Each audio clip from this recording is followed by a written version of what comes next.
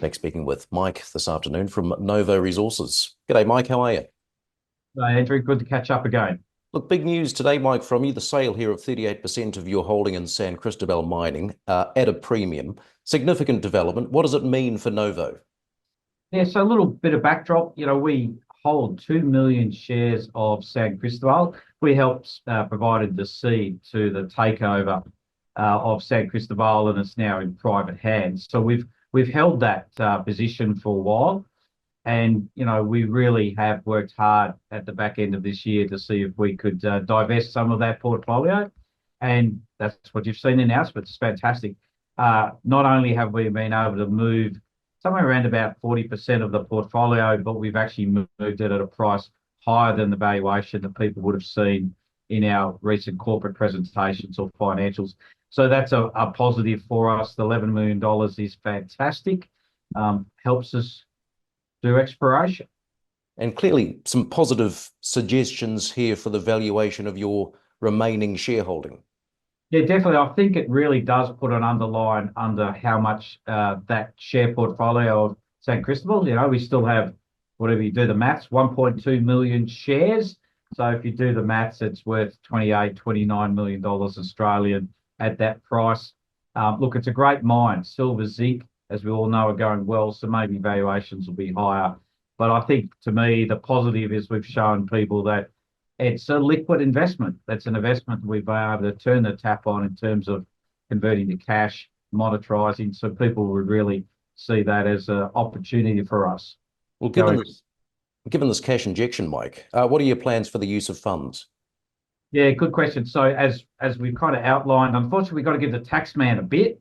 You can't avoid him. So I think that's around 1.4 million of that goes to the tax man. But we've also been able to draw down our deferred consideration with IMC. So that's a long-running payment from the back of the Nullagine business. So it's part of pulling that down. We don't need to pay IMC anymore until a little while later, but it's good to clear that out. And obviously the rest of it, we'll put as most of it as we can in the ground. And we keep looking for good opportunities to expand our exploration portfolio. So we'll go to good use and good use. And, Apart from the bit to the tax man. Yeah.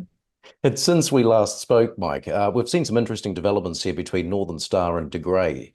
I suppose any potential knock-ons for the Egina JV?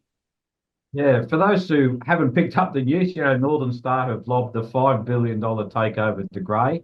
Why would Novo get excited? Well, we've got the edge in a joint venture with De Grey. That's 1,000 square kilometres of tenure adjacent to I think it's now 13.6 million ounce Hemi project. They did a resource update. That's just a huge number. De Grey has got the management of that joint venture. They've been there drilling. And I think this is a positive. No doubt this thing won't close until, May next year, but De Grey have made it very clear to us, business as usual. They'll get back there February and drilling.